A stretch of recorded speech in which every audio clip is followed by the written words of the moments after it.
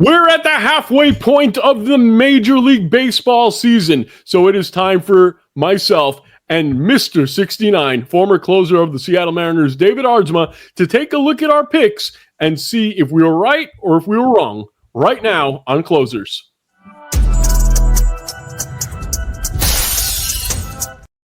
What is going on, everybody? Super excited to be doing this show. You asked for it. We're going to give it to you. The midway point prediction recap. Let's bring on Mr. 69, David Aardsma. DA, what's going on, pal? How are you today? I am good. I love this part of the show. I love this part of the season. We're halfway through. We get to see how bad our predictions are, particularly how bad your predictions are, James. I love this. All right. So let's get it started here with the Rookie of the Year. And oh boy, did I screw this up from the very beginning. And if you take a look at our AL Rookie of the Year predictions, David had, in the AL, David had Kobe Mayo, and I had Jace Young. And not looking too good for either one of our predictions there, Mr. Aardsma. No, Kobe Mayo is not doing well. It took him a while to get called up. That was really the biggest problem with my prediction there. Struggling a little bit of the play, 222 average. That's where slow start. We're on a little slow start, but we're going to get hot. We're going to get going. Yep, absolutely. Who is the betting favorite right now in the AL for Rookie of the Year? AL for the Rookie of the Year, I'm looking at it right now. You ready for this? Mm-hmm. The nonstop base hit machine, Jacob Wilson. Does not want to strike out, does not want to walk, just gets on base. And it's funny because his teammate, Nick Kurtz, is right behind him. So there's a very good chance at the end of the year that one of the Oakland Athletics will be the Rookie of the Year. But what's really funny is they're in the toilet. So how do you have two great players like that and you still can't win? I don't know how that works. This is standard Oakland A behavior where they have some great young talent coming up. They suck a little bit. They went on a bad run, and then they brought up Nick Kurtz, and Nick is a stud. And I think Nick will end up like being better. Or let me put it this way: I think he'll get more points in the voting than Jacob Wilson because Jacob Wilson is an on-base machine. Nick Kurtz has a little bit more damage around everything else. I still like Roman Anthony. People talking about him. Jack Caglione is an absolute stud. Cam Smith with what they're doing in Houston is going to get a lot more knowledge across the league. And I still think the American League side is wide open. I still think it's a lot of different guys are having opportunities here. It's more wide open than the National League side. Yeah, and we're going to switch to the National League right now because I feel really, really stupid. When we did our predictions, I did not realize that a certain player had enough service time last year where he does not qualify as a rookie. And the person in question is Mr. James Wood of the Washington Nationals, who, if he didn't have service time last year, would be a shoo-in for the Rookie of the Year. But I will take it on the chin. I made a mistake. You, on the other hand, you picked someone who right now is 7th in the odds, Matt Shaw of the Chicago Cubs. He's got 30-1 odds right now that he will win the Rookie of the Year. But the guy in first place right now, according to the odds, Jacob Mizorowski, we haven't talked about him once. What do you know about this kid? Because I don't know much. Well, he's a dude that throws about 102 miles an hour every single pitch. Has been lighting it up. I've seen 3 starts. I know he's made 3 starts by the time we are filming this, and they've all been incredible. He went head-to-head with the man, the myth, the legend, Paul Skeens, and won. And it's incredible to watch him pitch. It's a really weird – to me, it is oh my God, I can't think of the comp right now. Old Nationals, Washington Nationals. He's with the Blue Jays right now. Scherzer. He is Max Scherzer, just with like longer levers. It's incredible to watch him pitch and to watch the velocity, what he has at what he's presenting with every single pitch. It's absolutely incredible, and he's an absolute stud. Now, I still like Matt Shaw. Matt Shaw started off really cold, was cold in his last, or sorry, it was cold in the last like 30 games-ish, 15 games. The last 7, he's been really hot. that's on a good team, that's on a team that's going to win a lot of baseball games. And I think I still like him in this, but it's Jacob Misiorowski or bust really in the National League side. It's funny because, I think starting pitchers typically in the National League, especially, they tend to break down a little quicker. I like Ha-Sung Kim to be the guy at the end of the day. He's number 6, according to ESPN, in the odds with 30-1, tied with Matt Shaw. So I think that could be the guy that makes it happen in the National League. Let's move on now. We're going to take a look at our picks for the AL and NL Cy Young. Let's get started with the AL side. Who did Mr. David Arzuma believe was going to be the AL Cy Young winner? I am liking my pick right now. I am loving this pick. I think this is the pick. This is the pick to click. Jacob deGrom. Jacob deGrom, man, you've been on him all year, and you were pretty right. He's been incredible. Now, if you look at the odds for the AL, he is number 4 right now at 12-1, and I chose, who the hell did I choose for AL? You chose Logan Gilbert, who is having a fine season, but he's not getting any saves. He's got a really good whip. He's not getting any wins. He's got a pretty good ERA. He's got a fantastic whip, but he is not even in the top 10 in odds right now. So it looks like I crapped the bed yet again. Now we will move on to the NL side. Oh, sorry. Well, let's talk about this a little bit. So the one thing that I like, Tariq Skubal right now is absolutely pitching lights out. Garrett Crochet is pitching well as well. Hunter Brown is pitching amazing. Max Fried's still on this list. He's actually the same odds as Jacob deGrom, and actually in one of the betting sites a little bit better. And the BetMGM is a little bit better than Jacob deGrom right now. But the thing about Jacob deGrom, he got started late. Right, he was injured, or he had a slow start, and so he missed a little bit compared to some other guys. But he has come on so hot as of late. That's the big push with him. Is the league leader Tariq Skubal has 10 wins. He has 8. He has a 2 ERA, and he has, right now in his last 7 games, he has a 1.83 ERA, and in this month right now, he's a 1.41 ERA. That's the things I love about Jacob deGrom and what are setting him into this position to win this award right now. I still think, and I will always believe this, it is the reigning champions award to lose. And so if Tariq Skubal's out there dominating and it is exactly tied, it's Tariq Skubal. And I think if the Tigers, and we talked about this, if the Tigers are right there, they're winning the Central and he's the piece, he's going to win this thing. And it's just, he's getting better compared to what he did last year, which is incredible. I do think that Jacob deGrom will be there at the end of the day. It's going to be a 1-2 thing. And again, as long as he's healthy. And it's funny, you mentioned it. I was going to ask you, the MVP, a lot of time, the standings make a difference. I don't think it's like that in the Cy Young Award, but you do believe that if all things are equal, it's going to go to the guy with the better team. And in this case, it would be Skubal. And also it's the better team that they're dominating. It's not like they're just showing up at the very end and just popping in like they did last year. He won the award last year. If that wasn't the case and Jacob deGrom is dominating, he's the child, like he's the poster child of Cy Young. They want him to be winner. They want him winning this award, but it's always the winner, the previous winner's award to lose. And especially with Cy Young, and you just keep dominating like this, you're going to win it again. If everything's even, and the Tigers and the Rangers both make the playoffs, it's Tariq Skubal. Yep. All right, we're going to move on to the NL. Here's one of the picks that I actually did pretty well. I picked my guy, Zach Wheeler. Just amazing that he's my guy because he's a Philly and you would think that I would hate him. But I happen to like him. He's a former Met and he is the most incredible pitcher that has never won a Cy Young Award. You picked Spencer Strider. Not exactly the best pick so far, but he's starting to turn it around. Zach Wheeler, number 2 in the betting odds with plus 425. And your boy's not even in the top 10. What do you think about the NL? Obviously, right now, Paul Skeens is in the lead. We know that. but there's a lot that could happen to Paul Skeens to screw up his Cy Young chances.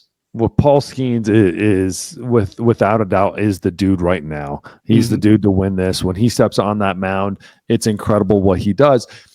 And the team is doing nothing to help him. This reminds me so much of Felix Hernandez. Unless they play the Mets, and then they do everything.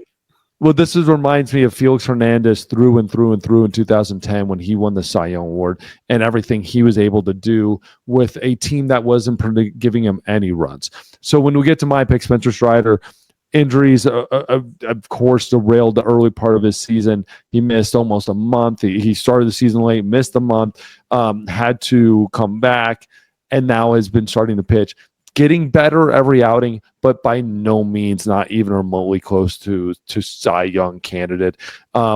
There's actually a name I want to put out there that people need to start paying attention to, and it is Ranger Suarez.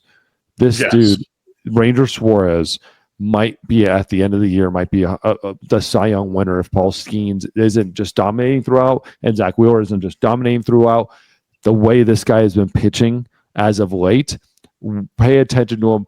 If I had a placement in the top 3, like I would be betting on him without a doubt. I think he might have started too far behind to win it because it's going to depend on too many other guys like Yamamoto, Schwellenbach, a Webb, Wheeler, and some other guys pitching bad.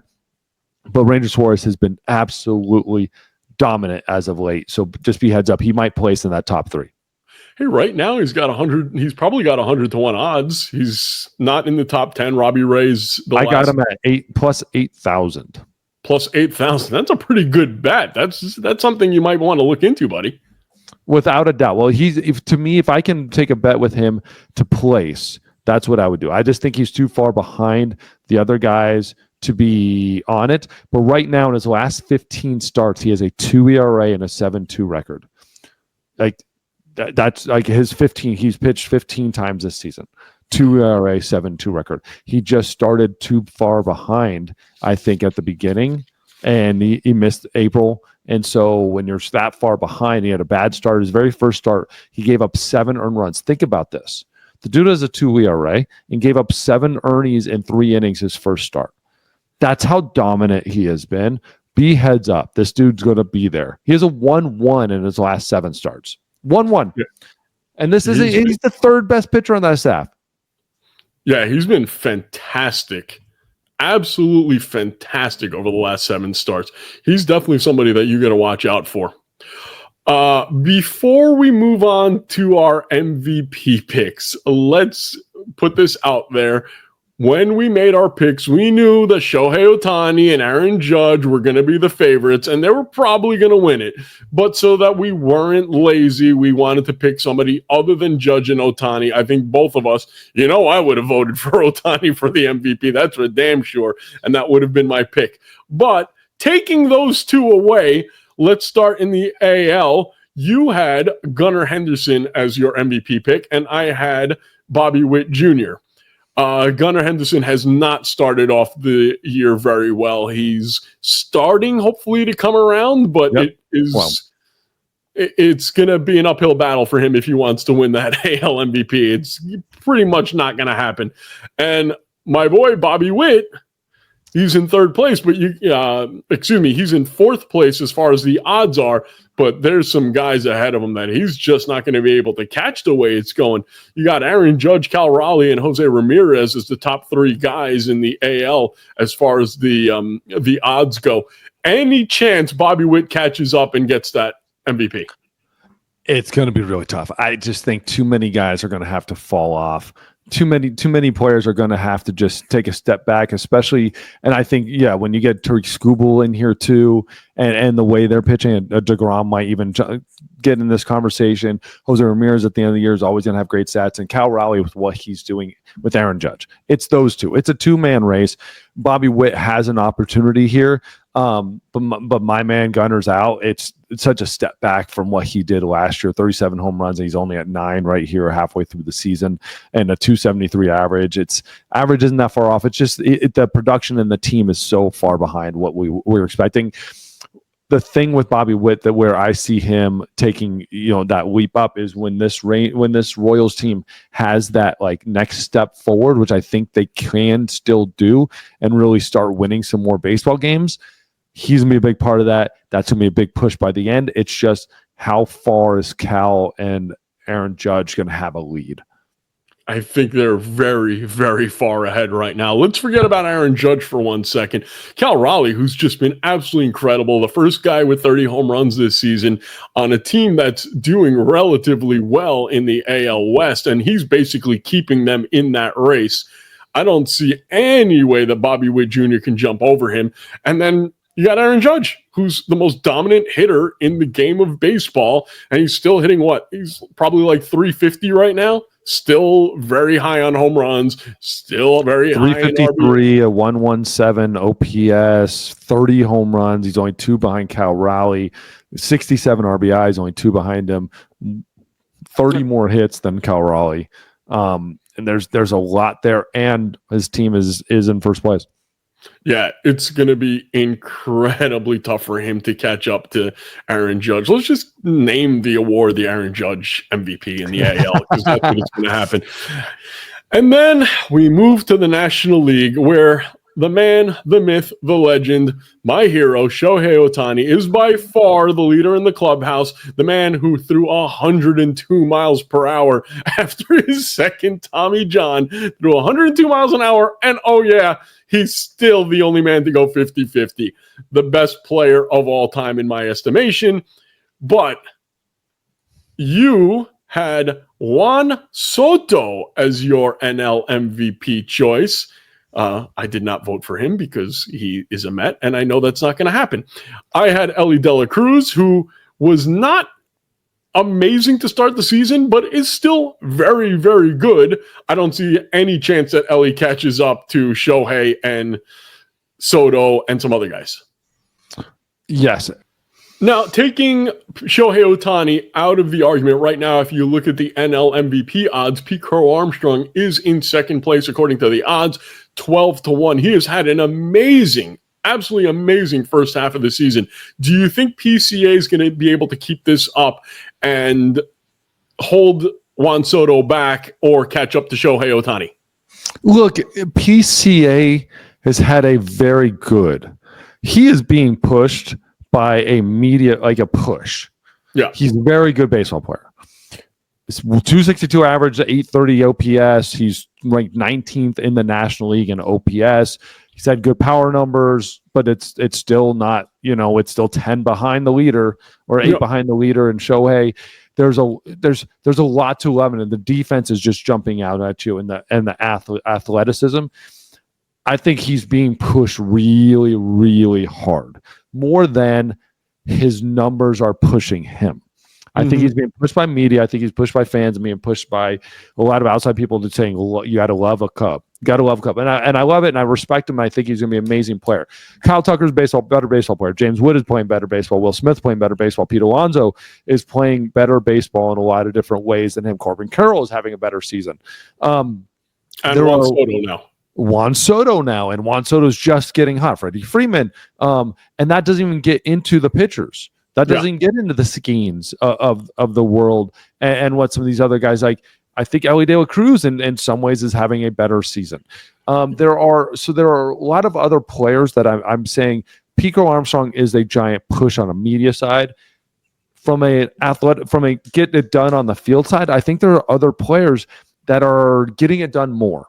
And then when I look at Juan Soto at my pick, dude, I'm still loving my pick, especially in the last 7 games, last 15 games, even the last 30 games. He's hit 317 in his last 30 games, and 12 home runs. Like, those are the numbers that we were expecting. These are the numbers that are coming up. He's hitting 258 in his last 30 games. He's hitting over 300, 317. And that's screaming to me, dude, be heads up. He's getting comfortable and he's starting to play really good baseball.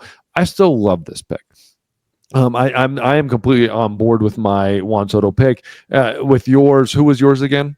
I had Elly De La Cruz, and I don't think he's that far off. I don't think he's that far off either. But again, and the thing we talked about this before the season, is he the most athletic man on any field he probably steps on?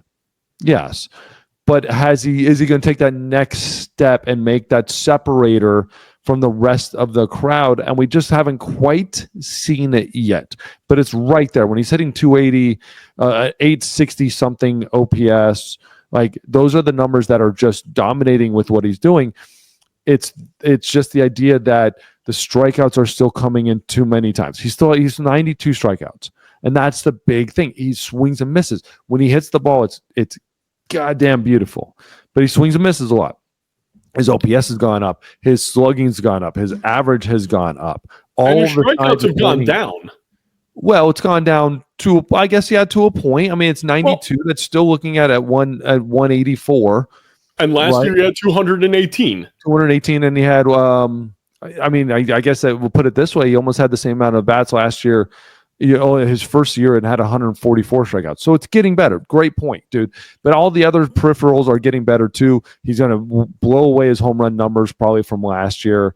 He has a chance to absolutely destroy that. His stolen base number, he's going to be behind that. But everything else is screaming to me. I think the PCA push, do not put your money on PCA. Do not do it. Do not get close to it. Ronald Acuna is a good pick too, but I think his numbers are going to be too far behind some of those other guys. Juan Soto, Kyle Tucker are much better picks. PCA is a fan favorite pick. The reality is, like, the numbers aren't going to be there at the end of the year. I just want to stick with Ellie for 1 second, and because if you double his numbers, he will end up the season with 36 home runs, with 44 stolen bases, and hit 280.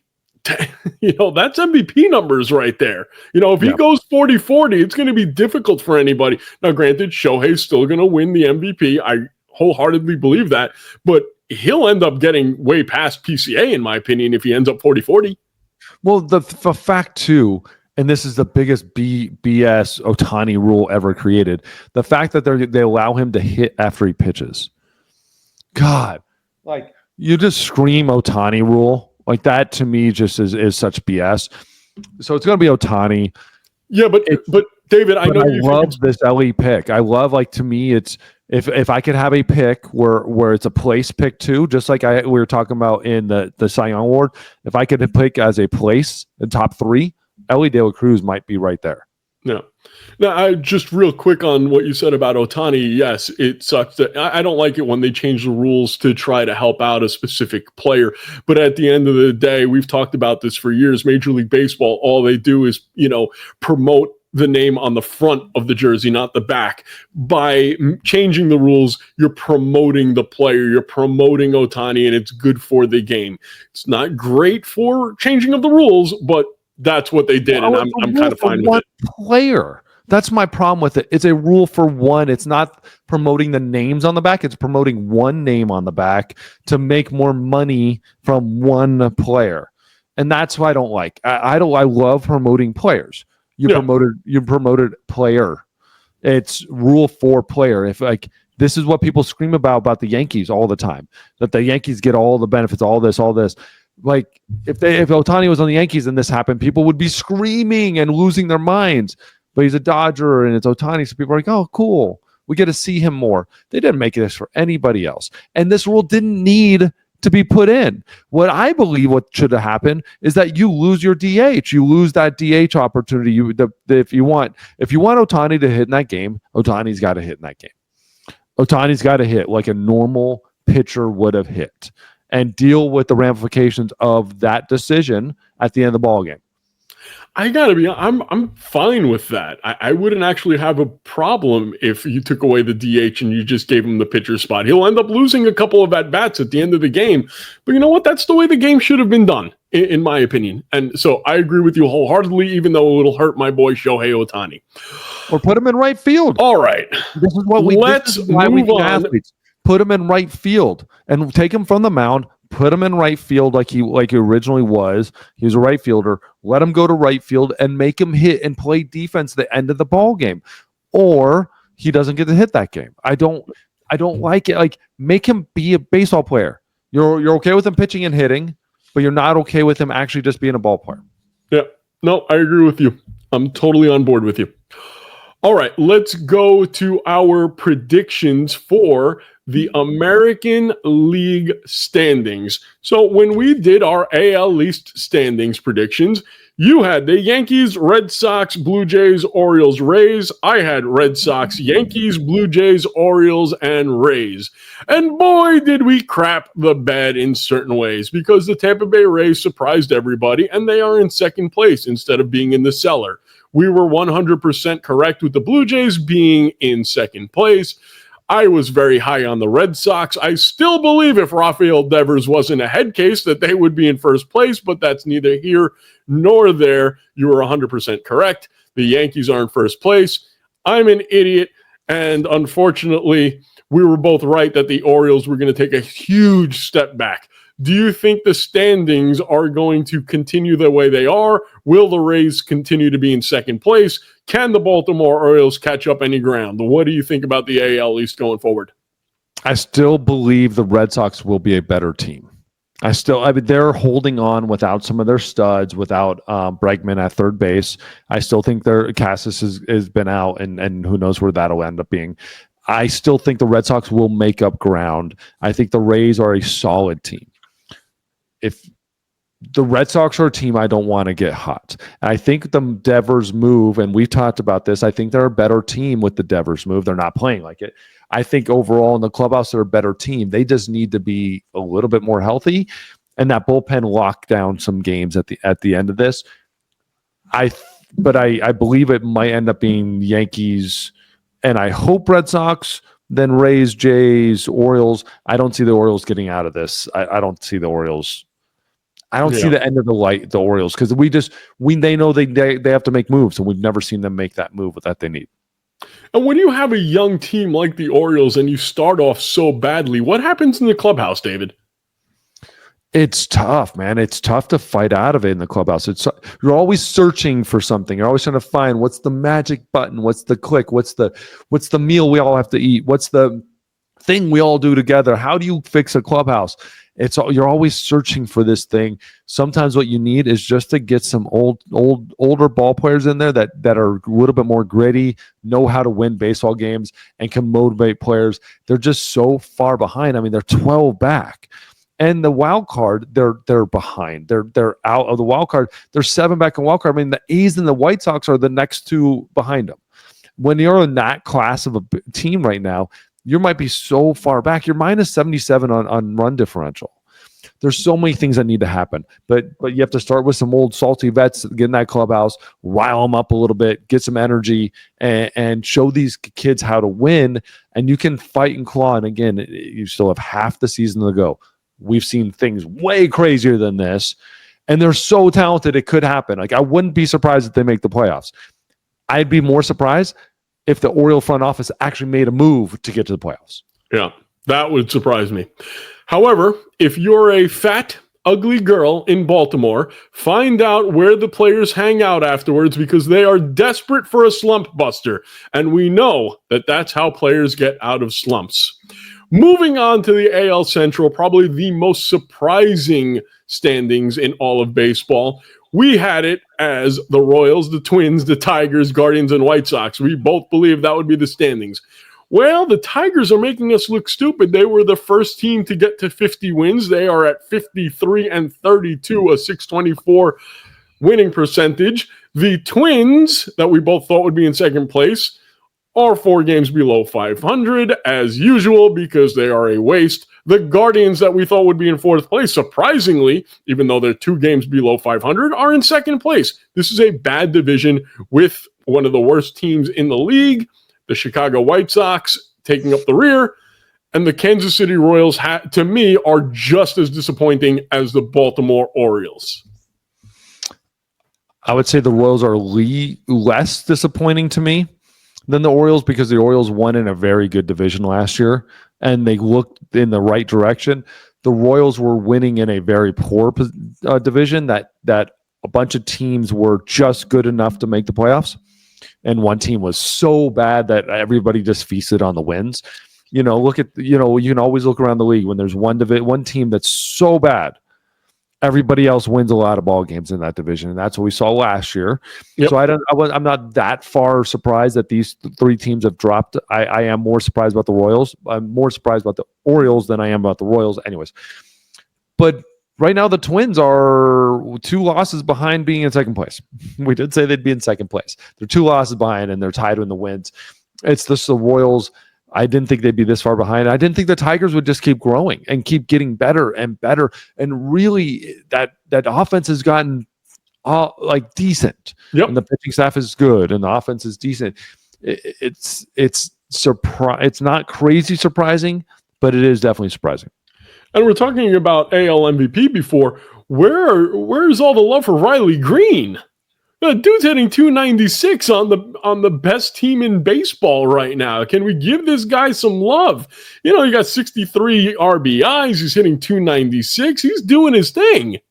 Absolutely leading the team in so many stats and home runs and RBIs and total bases. He's doing everything on the best team. It's pretty amazing. Yeah. That is a guy that if you could bet on win, place, or show like in horse racing, I would definitely put some money on him to show at least. It's just, is he going to have a name at the end of the year? Is it going to be name enough? And other big names are going to be, are they going to be too good? I think there's going to be other big names having great years, and they just don't know his name. It's just the media push for Pete Crow Armstrong should be for Green. Yeah, absolutely. Let's move over to the AL West, where we believed that the Texas Rangers would run away with this division. You had the Astros in second place, followed by the Mariners, the A's, and the Angels. I had the Rangers, Mariners, Astros, A's, and Angels. I guess we're both pretty correct because we were right that the Angels, would kind of suck and they're a game behind. I am shocked that the Rangers are below 500. I thought the Athletics would be better than this. This is 34-52. I can't. How much does that playing in that stadium affect them? You're starting to hear rumors, and that's the tough part about it. You're starting to hear rumors about how much it's affecting them. Luis Severino talked about it. Have you seen his splits? No, they're ridiculous. Between home and away. While you're talking, let me see if I can get Severino splits because it's crazy. The A's are almost on the same wins as last year. They're 69 wins last year, a 426 winning percentage, and this year they're looking at 70 or right around there, even a little bit less than that. So I don't like the splits right now. I do think this A's team is a better team than what they're showing. I think the A's will be better. The Angels have playing a lot better baseball than I was expecting, being only a game below 500. It's the Rangers that are just surprising me in this division. The Rangers being a much better team. I don't get it. They won the World Series 2 years ago, and it's just like if they've been a shell of who they were ever since. Even when you've got some guys that are just playing great baseball, Jacob deGrom 8-2, and you have these other players. Where the hell is it? What are they doing? Where they just can't win consistent baseball games. Everybody loves the Mariners. We're talking about the Mariners all the time, how fun it is the Mariners.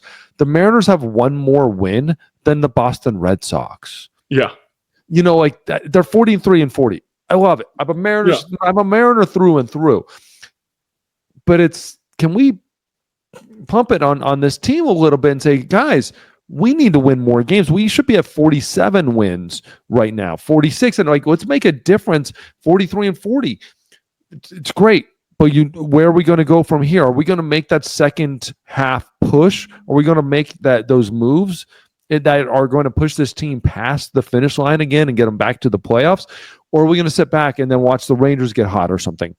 Or watch the Guardians get hot? Or watch the Red Sox get hot or the Rays get hot and jump them? That's the problem. You're going to see some teams jump them if you don't get this hot. Because if I'm the Boston Red Sox and if everyone else, I know the Red Sox are going to make a move.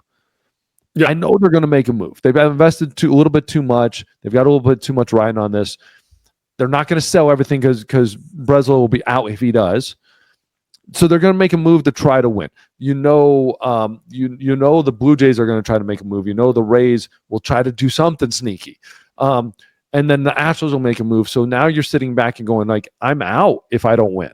Yeah. If I don't win more of this, I'm already out of the playoffs. I'm barely in, right now, but I will be out very quickly if I don't make something. And you're talking about moves that teams can make. I found the splits for Severino. You tell me if this is the kind of player that you would want on your team. Listen to these splits, David. He is 0-7 at home with a 6.79 ERA in 10 games started. He has 8 games started away. He's got a 3.23 ERA, half as much, and he's 2-2. I mean, that stadium's killing the guy. What's crazy is it's not a giant bandbox. It's not a home run friendly, like it's not a home run all the time type of ballpark. In the evening, less home runs. It's just like Oakland, less home runs during the evening than there is during the day. The ball will fly during the day, but you're not seeing it across the board. Maybe you are. Maybe there is definitely a effect there. But 0-7, that changes their season right there. Let's say he's 4-3. What do you say? Well, 2-2, let's say. Let's say even 2-2, or these 4-3. Yeah. So he takes care of all of his wins and losses. It all adds up. That puts him at 39 and 49. Like they're a lot better team at that point. Then we're like, okay, like all right, we see some stuff, and that's just at home. So there's some other stuff there that with the Sacramento, I'd like to look deeper into those other numbers. But he was saying Rangers, that, come on. He was saying that it's like playing in spring training. Like you can't get that feel of Major League Baseball when you're playing over there. And he's saying that's a problem. Have a little goddamn drive then. Because there's a lot of other players that don't complain about spring training. Like they win teams. They make it onto teams. If it's like that, then learn how to pitch with that. Yeah. I don't love excuses. I don't need. Okay, he signed with Oakland, dude. You signed with Oakland. They're averaging like 12,000 people a game. Guess what? Oakland's got, or Sacramento has about 10,000 people per game. What were you expecting? Like, Oakland is not the team you sign with if you have trouble pitching in front of like a rowdy, like less crowd. He was going to pitch in front of nobody, and he's complaining about pitching in front of nobody. That's a Severino problem. He's like, oh, it feels like spring training. That sounds like it's a you problem. Because if you need to pitch in Yankee Stadium every day to be any good, that's not like there's only a couple places that are like that, bro. You've been on some craptacular teams, specifically the Mets back in the day. They didn't have that many fans when you were playing over there. No. Coming in the ballpark. Well, you learn how to pitch no matter what the situation is. If I'm pitching in my backyard or if I'm pitching Yankee Stadium, everything is the same. It has to be the same in my mind. Because if I'm not doing that, I'm not going to go out in Yankee Stadium when the pressure is highest and be comfortable, or I'm not going to go out in spring training and make a team. That's a problem with the mindset with Severino. And when you start voicing it, it's rolling downhill, and you can't necessarily stop that thing. Look at how a Scherzer, a Chris Sale, I remember I talked about Papelbon, how they prepared for games. They put on their jersey. They get mentally crazy into the game throwing a bullpen because they want everything to be exactly the same when they step on that mound. To him, it sounds like everything is different when he steps on the mound than in different situations. So spring training, he's okay with sucking. Is that the problem? Is spring training okay? You don't feel like you have to make a team anymore? You don't have to earn anything? Anyways, you should send Luis Severino some oranges. Maybe that's what they need in that bullpen. Maybe. You want to explain the oranges thing to the listeners or the viewers? No, this is you. You're the orange guy. Well, I used to eat oranges every day. I used to eat an orange in the bullpen every game. Yeah, every single game there was an orange over there. Maybe he just needs more vitamin C. Maybe. David, let's move on to the NL East. And right now, I'm looking pretty good because I picked the Phillies to win the division over my Mets because I just know how the Mets roll. When you get a new player, it's going to take them a little time. I had the Phillies, Mets, Braves, Nationals, Marlins. You had Mets, Phillies, Braves, Nationals, Marlins. Are you feeling confident with your Mets pick right now? Yes. You are? Yes. Okay. All right. I'm very confident in my Phillies pick, to tell you the truth. I'd be confident in both. I think we talked about this. Like, it's going to be one of those two. I think we talked about this when it happened. Like, if the Mets don't win it, it's the Phillies. I'm comfortable with that. The Phillies don't win it, it's the Mets. I'm comfortable with that. I think both of this is one of these teams is going to win. One of these teams is going to be second place.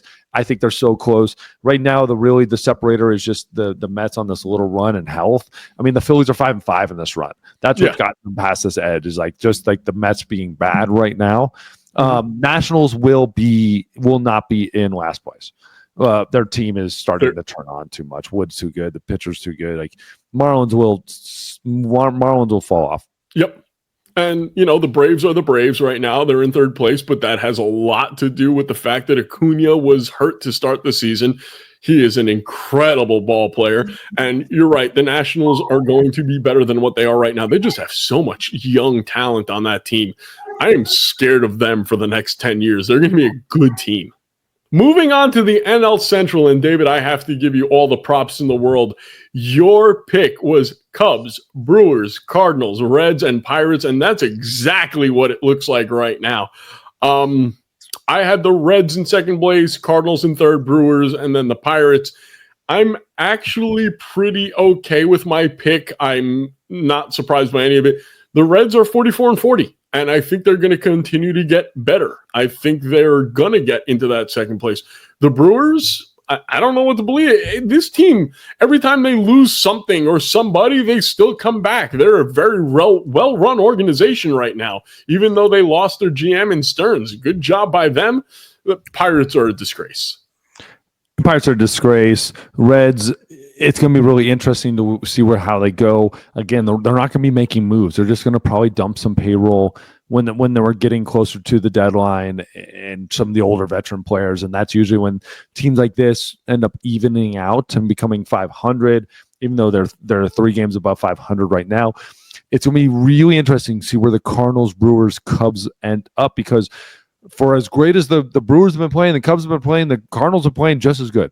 Yep. Just as good. And baseball wins when the Cardinals are playing good baseball going into July, August, and September, because they're willing to make a move. They're willing to get that Central riled up a little bit. Cubs are obviously winning the Central right now, but the Brewers are right behind them and bringing up those young studs. I don't know. The Cubs are going to be. It's going to be a very tough run at the very end of this month. At the end of this Central Division. Yeah, I'm just wondering if the St. Louis Cardinals are actually going to go for it or they're going to sell, because, you still have Nolan Arenado over there. I know they've been trying to move that contract.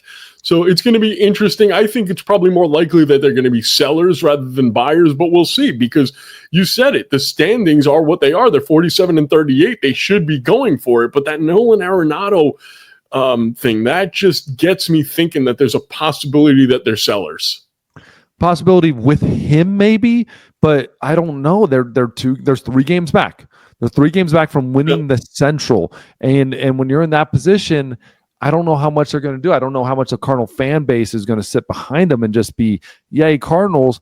And Cardinals have a history of making not the big splashes, but a couple smaller splashes at the deadline when they're making a run at it. I wouldn't be surprised if they go for it. It's just, the National League is so difficult. So many good teams. They're even being at 47-39. They're on the outside looking in on this. Yeah. They're in a playoff position right now. But you got the Padres, you got the Diamondbacks, you got the Reds. I think are going to fall off. Right. Braves can still make a run at any single point. Giants right behind them. So it's going to be an interesting place. And knowing you've got 2 teams in your division that are going to, one of those other 2 are probably going to win it, and you're going to have the other one in the playoffs. So it's going to get really interesting at the end of this season to where this Cardinals team goes. I think they'll make a little run at it. I don't think anybody wants that Arenado contract enough. And if he gets hot a little bit, they're sticking with him. Yeah, probably. And let's finish up the show with the NL West. Hey, did you hear about this team in LA? They're pretty good. Decent baseball team. Yeah. 53-32, the Los Angeles Dodgers. You had the Dodgers, Diamondbacks, Padres, Giants, Rockies. I had Dodgers, Padres, Diamondbacks, Giants, Rockies. We were both right. The Rockies are an absolute shit show. I'm a little surprised. I think both of us are surprised by the Diamondbacks taking a little step back. The Padres are just good. I thought that this was going to be going between the Dodgers and the Padres. But damn, did anybody see the Giants doing what they're doing this year? I didn't see it coming. I didn't see it coming either. I absolutely did not see this coming. I didn't think they had. I thought they had some of the players. I didn't think they had the offense to where it was, and they're still not playing their best baseball. I still think they can still play better baseball. I love it. I mean, Buster Posey making that move for Devers, getting rid of two players that have been unsuccessful. You know, that's a big move for them. They got rid of two guys that were not helping the team, who I think can still help the Red Sox a lot, yes, for a bona fide all-star. In a perfect spot, they just took that contract, took the money, and that's a perfect opportunity for them. Great player too. He's not this massive power hitter. He's a gap power hitter, which in that ballpark, gap power plays really, really well. So I love that move. Diamondbacks are so disappointing on everything they've gone through, these injuries and everything. They're still close enough to make a run for the playoffs. They're not going to win this division. That is gone. This is the Dodgers division to win. I love this Dodgers-Padres rivalry, but at some point, it's not a rivalry when the Padres can't take, like, they're still 7.5 games back at halfway through the season. That's not a rivalry. You know, it's not close enough, but I would love to see these two teams play in the playoffs in the NLCS again. I don't want to face the Padres. Darvish is coming back. Jackson Merrill. I don't want to face this Padres team in the playoffs, and I never want to face the Dodgers. No. I was just looking at the run differentials. The Athletics have the second worst run differential in all of baseball with a 142. The worst, obviously, would be the Colorado Rockies. Do you know what their run differential is without looking? Yeah. Oh, I looked. Minus 221. So How's bad. that even possible? That's really bad. That is the worst. You know what they need? They need some pitching. And if they need pitching, where should they go to get pitching? Top Velocity Pro, come here, Rockies! Everybody, I will get that program, the entire organization going. They just need something. Top Velocity Pro, I will make the Rockies better. That's it. That's my tagline. And with that being said, I'm James. He's the Top Velocity Pro. David Ardsma, Mr. 69. We'll talk to you next week, everybody. Enjoy the 4th of July weekend.